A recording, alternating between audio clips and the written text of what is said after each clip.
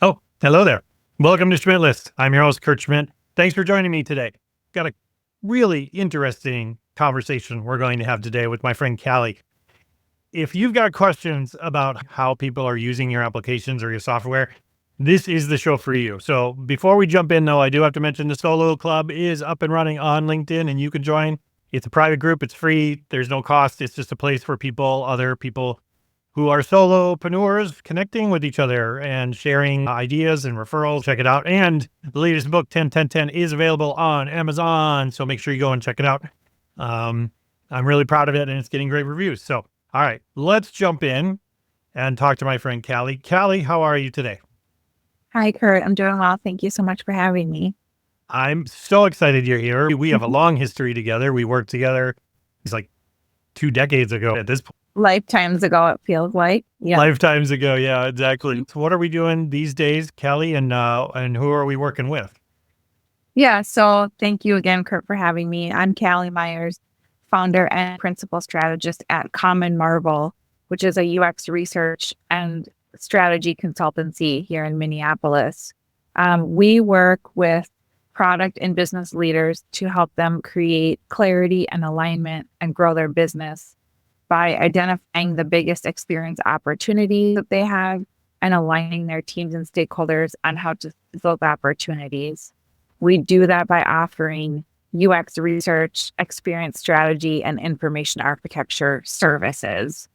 But those are all towards the bigger goal, creating clarity and alignment and growing businesses and reach. Yeah, well, it's important work. And personally, being a person that comes from the agency, having an outside perspective come in and help you with that sort of stuff is just invaluable. The amount of speed that can happen, you can jump over a lot of bureaucracy. I think it's fantastic, and I'm guessing you really enjoy the work. Yes, I do, and that is one of the reasons that I love being independent is jumping over a lot of that bureaucracy while respecting it and understanding that it's there, but working with client teams to really help them clarify what they're struggling with and collecting information and insights and analytics and data from all different parts of the business and different types of user groups, and then crafting the story around what are the biggest opportunities for them to have an impact to their business, increase their business, grow as a company, and then with them to actually turn those insights into action that their teams can then take, which is, I think, something that differentiates Common Marvel from some other consultancies that just kind of do the work and then drop a big deck on the table and walk away. We don't do that. Yeah, I'm not surprised that there's a lot of consultancies that love to drop it and leave. So let's talk about some of the important work you do, which is user journey mapping. Now, I want you to explain what is user journey mapping and what are some of the other common terms used to describe that? Because over the years, I've heard it everything from, I've even heard people refer to it as a sitemap or things, right? So there's so many ways of referring to it that are incorrect or maybe adjacent to it and not exactly it. So explain to me what your perspective is. What's the right way, not only to refer to it, but how to think about it? Yeah, thank you. That's a great question. So a user journey map is really a way to organize insights for the purpose of shared understanding and action amongst the team. So it's a visual representation of a person's experience with a given task or experience kind of over time. It highlights the various stages of an interaction and the user's thoughts, emotions, and pain points at each step within that interaction.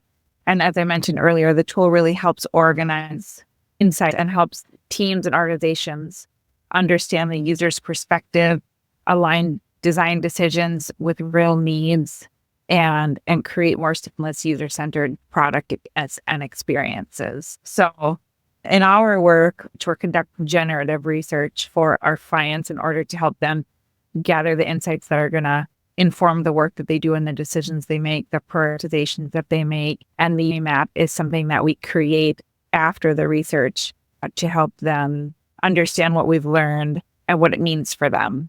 Okay. Yeah. So let's say I'm listening to this and I'm someone who I've got a roadmap, I've got a team, we're moving. How does this enhance what I'm doing and not interrupt what I'm currently doing? That would be a concern that I would have of stopping and being like, oh, let's take a deeper look at this user journey. How do you usually integrate into sort of a moving train, if you will? Yeah, that's a great question. And I would say that the train does not have to stop for us to come in and help an organization conduct this research and develop this level of understanding. But it does give the train a little bit more meaningful direction. As I mentioned, the work doesn't have to stop. Without this kind of understanding or level of clarity, product teams might run into features that aren't being utilized as anticipated, or maybe they're struggling to prioritize their roadmap and figure out what to do next. Or, they want to do so many different things and time and resources are limited. So how do we know what to prioritize?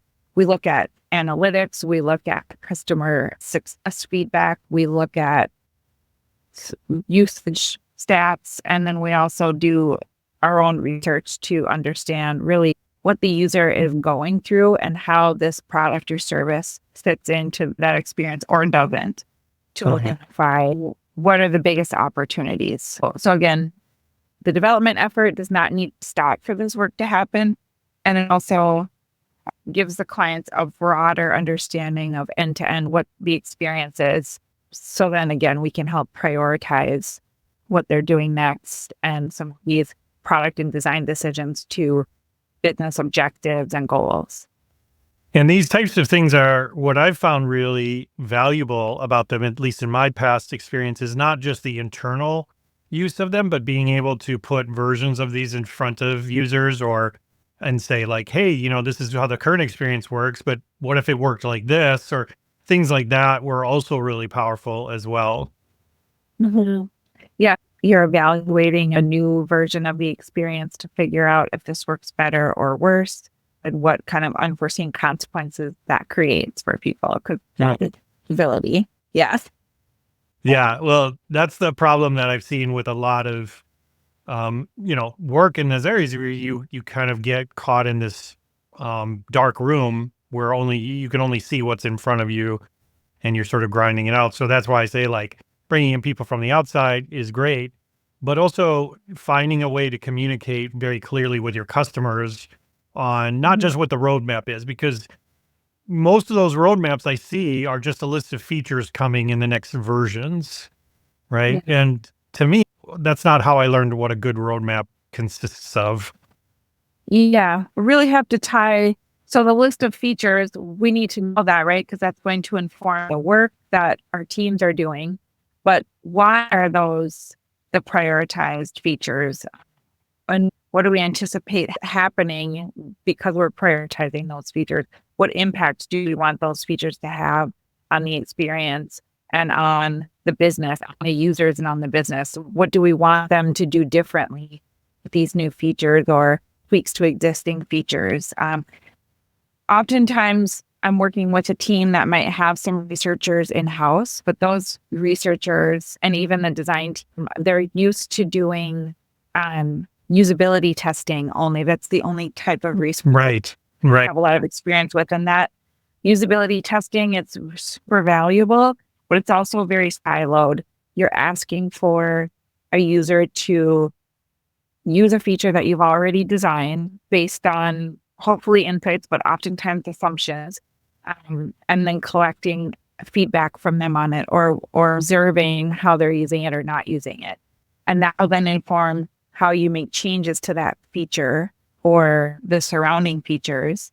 But it's not going to give you a high level understanding of the end-to-end experience that an individual walks through in relation to your product or your services, and doesn't really give you an idea of like new things or missed opportunities in the same way that generative upfront user research does, which is what leads to these kind of journey maps. Yeah. I'll also say that a lot of clients can start their journey maps just by tapping into their collective knowledge, but making sure that everyone knows that this is an exploratory map. The map has not been validated, but that allows everyone to get clear where the biggest holes in our understanding of what our users are going through and how we're helping them or not helping them. Yeah, that's the key to research. And it doesn't need to be like this giant overhaul. I mean, it's not like you map out the entire journey for everything. You can map out pieces at a time Correct. to really focus on those areas. So it's not like this big lift and shift that people have to expect when you come in, right? If I've done a ton of research with healthcare companies. So we've done journey maps for the patient experience, the provider experience, the payer experience. So those are like the insurance companies, for pharmacist experience. And all of those players are in the same ecosystem doing very specific things. And say, for example, a patient they want to find a doctor and schedule an appointment. Well, that's a journey for them. It might take 5 minutes. It might take 5 weeks, depending on what they've got going on and what they care about and what they are concerned about.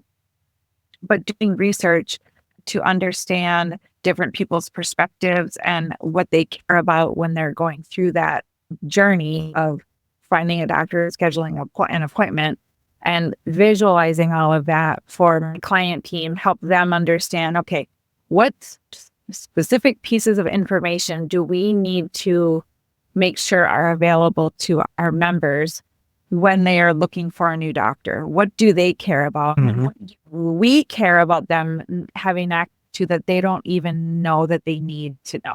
And then how do we organize and design the presentation of that information in a way that makes sense and is clear to the member who's looking to pick a doctor? Because if we give them everything we want them to see and know and nothing that they want to know, they're not going to trust this experience. So how do we find the happy medium there and organize things in a way that makes sense to the user, to the member? And then how do we help them schedule an appointment quickly and efficiently, and then get them on with their day? Because this is not a fun journey. This is not a fun task. So identifying the areas of opportunity, the points of friction, the missed opportunities really helps the client then kind of, in the flow to make sure it makes the most sense to most people. And then reorganizing the different pieces of information about a specific provider to kind of ease that friction for users. Simple as that. In my experience, especially, like, I'm glad you brought up the healthcare one, because I've done some work, especially in telehealth with my old agency. When we were coming in, we were just tweaking one part of the experience at a time and testing those things versus like rebuild the whole experience and ship it and then see what happens. So to your point, you don't need to look at it like this huge upset where you're changing everything. It could just be one screen is going to have a different piece of functionality on it during the journey, and see how that goes, and then go to the next screen and the next. Yeah. So it's not this big lift and shift. The other question I have specifically too is that because it is a user journey, how often do you have to incorporate brand guidelines and brand needs, marketing, those sorts of things as part of like how you're communicating, or even legal, right? I'm sure all these different inputs come into, it's not just the product people wanting to create just a great experience, but I'm sure other people have say or need to have input into that user journey as well. How do you incorporate their feedback into that? Yeah, that's a good question. So the user journey map is specifically focused on the user and their steps, their experience, their challenges, their question, their emotions through end-to-end experience, and incorporating things that are more on the business side, or emphasizing operational layers of our business that include maybe things like product features, business considerations, legal considerations, or marketing needs, or kind of behind the scenes processes and features that then turn the journey map into more of a service blueprint, which is a different type of diagram.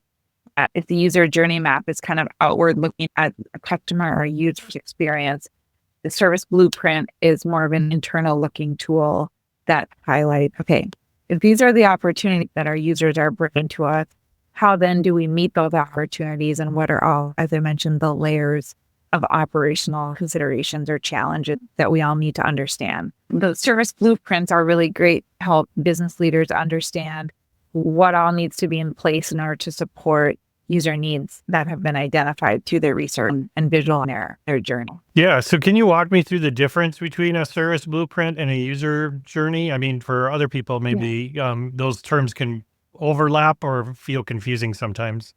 Yeah, sure. Thank you. Yeah, right on. So a user journey map, again, is a visual representation of a person's experience of a given or kind of flow over time, whether that's interaction with a product or a service or an end-to-end experience, like the example I gave earlier with finding a doctor and scheduling a visit with that doctor. So the user journey map of that process for a user highlights the various stages of the interactions, their thoughts, their perspectives, pain points, challenges, emotions at each step of the flow of the experience. And again, that tool is to really help organizations understand the user's perspective, align product and design decisions with real needs of those users, and create a more seamless, user-centered product. Then there is the service blueprint, which is just a slightly different lens of the same structure or experience. So if we're thinking about finding a doctor and scheduling an appointment, we've got user actions, finding a provider, reviewing their profile, scheduling with them. We've got the front stage, which is the visible interaction. So that might be a search tool, that might be a results list, that might be a doctor profile, it might be the scheduling features. Then we've got backstage features, which are invisible processes or technology that support the experience. So what's the back end structure that's supporting all of the content of the writer profiles, for example? And then what is the technology that we're using for the scheduling feature tool? And what are all the points of logic that have to go into that? What teams are responsible for that? And who's in charge of those things? Who's the decision maker? How much money is being spent on it? Maybe if that's something we're thinking about. What are the KPIs we want those different points of interaction to maintain or reflect? And what are opportunities to make those things better or more seamless? And then you've also got support processes. So those are policies or systems or departments involved. And I kind of mentioned that earlier. So let's say we've got the scheduling feature. There's some technology behind that. There's a department that supports that. There are some policies and systems in place to make sure that that runs seamlessly, operationally. So a provider isn't booked more than once with a patient, or, that there's enough room in the schedule for that person. So that's just an example of how the service blueprint gets a little bit more focused on the internal workings of the business that's providing the service that's going to meet the user need that is identified in the user journey map. That was a mouthful. I didn't lose anybody there. I thought that was great. I followed every word of it. It was great. Cool. Yet to your point, there's so many other inputs that come in, right? Because you've got credit card processing, legal agreements, right? Like privacy statements, especially like you're talking about in more highly regulated industries like healthcare and stuff. There's a lot of checks and balances versus like a dating app or something, right? Like there's just a lot more where those services that come in order for you to complete your journey, there's a lot of inputs there. And so the business has to be aware of all of those and understand, the expenses that they're incurring with those things, and who's involved and what the process is like. Yep. And to help identify opportunities for efficiencies and streamlining things, from a leadership perspective. Well, and again, the experiences between mobile and desktop and all these things also create a whole new wrinkle to everything, right? In terms of where people are at, because that's something even back when you and I worked together, that would come up in a lot of discussions. Where are people at when they're doing these tasks?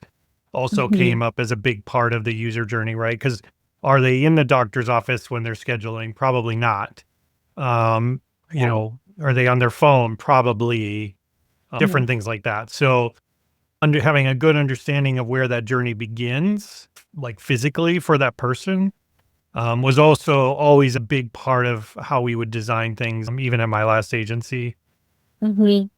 Yeah, so that brings up a good point in that uh, if you've got multiple user types, multiple personas, for example, each persona is going to potentially have a slightly unique journey map for a given experience. So that might inform different questions or different emotions that they're facing through the experience. That might inform actually different paths they'll take through the experience, depending on who they are and what we know about them Yeah. overall. So that's a really important, like, one of your first steps in crafting a journey map is to make sure you understand the journey that you're going to map out, but that you understand who is walking through that journey, because that's going to impact how the journey comes to life, the nuances of it.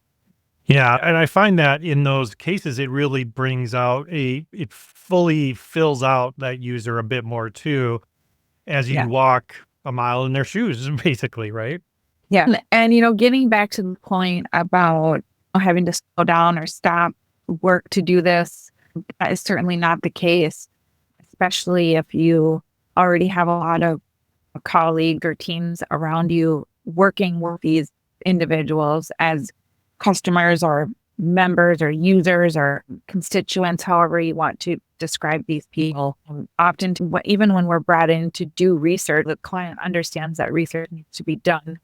We always start by talking internally with stakeholders to understand what they already know about these people or this experience and identify the holes that need to be filled. Don't come in saying, clearly we have to do research because no one knows anything. We start by collecting information that everyone already knows and figuring out how to either validate those understandings or maybe question them or push against them a little bit through research, and how to identify new things that we didn't know Yeah. that would then be put out in the mix.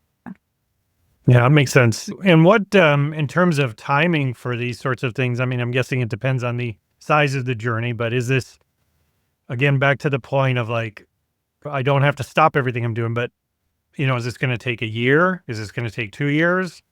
I know it depends is the right answer here, but Yeah. as a former business owner, I like that idea of timelines for these sorts of things. So give me a little bit more how much work goes into something like this. Yeah. So, like you said, it depends, but a typical engagement would be anywhere from 2 to 6 months. Really, just that would be like, we're gathering information about what we already know to be true. We're roughing out an initial map.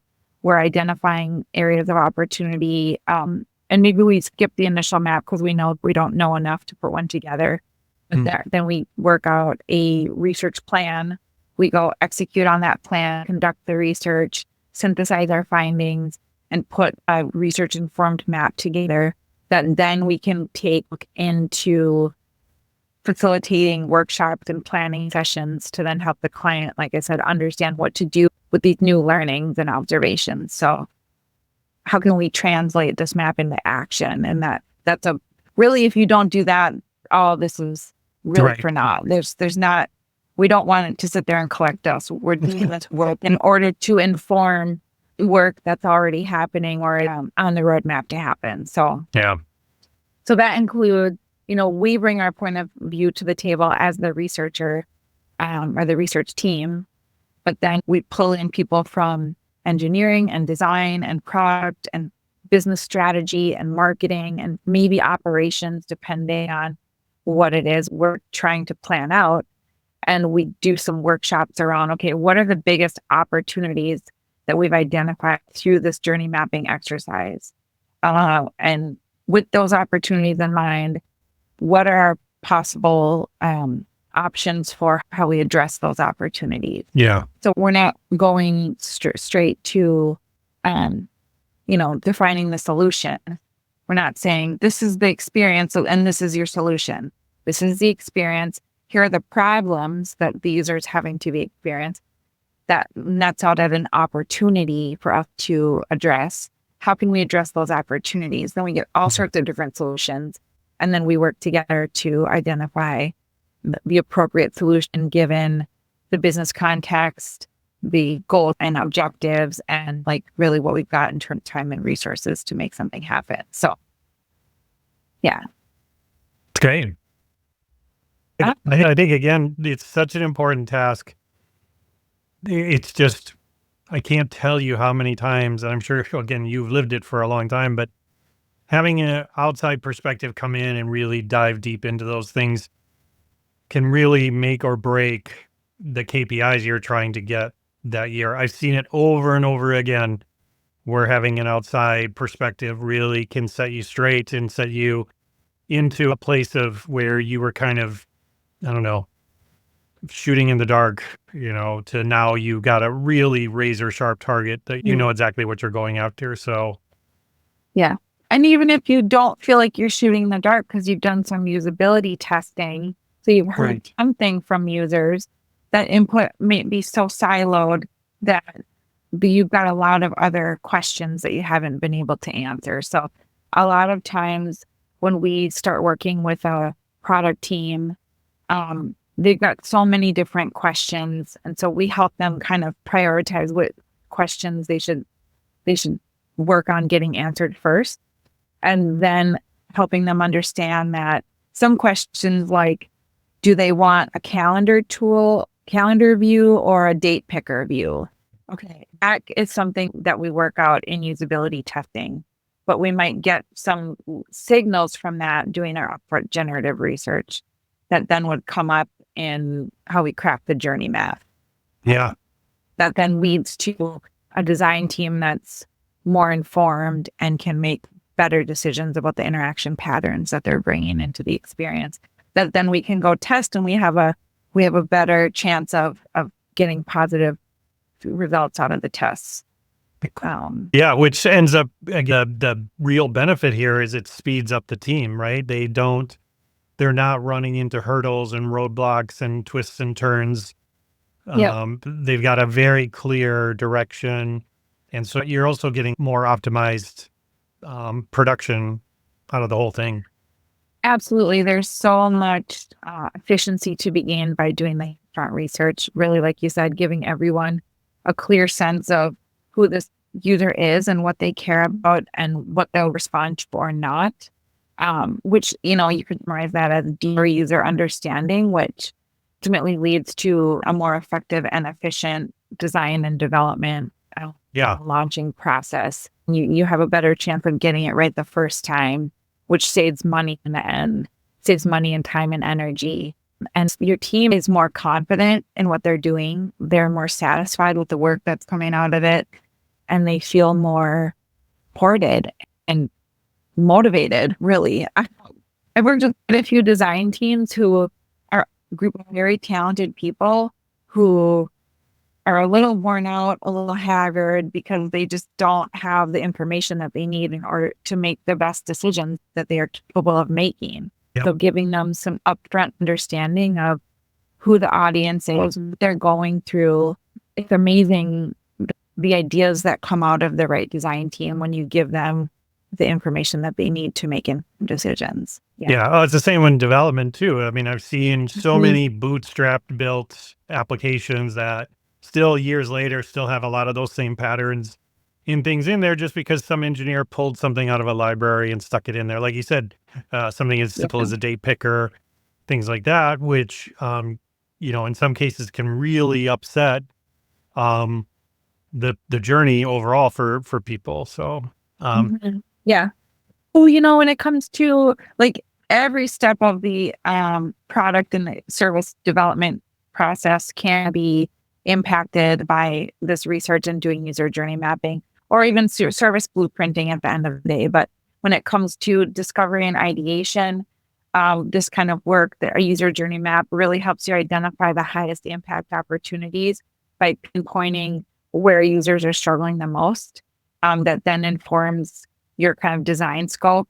And when it comes to designing and prototyping experiences, this kind of insight really guides the prioritization of the features to align with a broader strategic goal and helps the designers validate or clarify early assumptions before testing, like we said. So the testing is a little bit more refined, and then informs their interaction patterns, helping them pick a more intuitive interface and functionality support. Then, as you mentioned, Kurt, in development, a user journey map and the understanding that comes with it really helps the engineers identify critical user flows and prioritizing the technical implementations, and maybe even selecting the specific tools that are going to support that technical implementation, and building just more user-centered functionality. So, I think a lot of times engineers are left out of user research and this kind of journey mapping exercise, but it's really important to have them along for the ride too, because they bring such a, for lack of a better word, technical understanding of how things are going to come together. So letting them know and build empathy with their users really it helps everyone go the extra mile and feel confident in the decisions that they're making. Could go on and on about different benefits of journey mapping, even beyond engineering. When we get into launching a new product, you can plan for potential onboarding challenges if you know kind of what frame of mind your users bring to this experience. You can inform customer support strategies and initial engagement strategies to make sure that your customer support team is prepared and understands what might potentially come at them from user and how to help those individuals. And you can also build more informed marketing messaging and strategies to really meet people where they are with your launch. And all of this is towards the main goal, again, of growing the business through serving users. That's awesome. Well, that's great, Callie. Well, I could talk to you all day, but we got to cut it short here. And, if I want to get in touch with you, if I want to learn more about the work you're doing, because obviously it sounds like a lot of people could use it. So tell me more about how I can get in touch with you, how I can find out more information. Yeah, thanks, Kurt. So you can find me on LinkedIn, Callie Myers. My last name is spelled. My website is commonmarvel.com. So that's common as in shared, and Marvel as in miraculous, or Marvel comic books, depending on what you're into. Commonmarvel.com. And actually on a website, I also have, for anyone who's listening who want to try creating an initial journey map, or has maybe done some research and is struggling with how to organize it in a fashion that can lead to impact and results for their teams. On the website for you to download, and it just goes through the many points and steps of what it takes to put together a journey map and some considerations to make along the way. And then what to do after you've got your journey map, how to engage your stakeholders and get them thinking about what the journey map is showing them and how that might lead them. So that's, you can link to that on my homepage on commonmarvel.com. And I'll give the URL to you, Kurt, so you can put it specifically in the show note. Awesome. Well, Callie, thank you so much for taking the time. I'm glad we got to make this happen. I appreciate you taking the time to join me. And again, we'll have to check in again here sometime soon, because I always love picking your brain about interesting subjects like this. Thank you, Kurt. Yeah, I'd love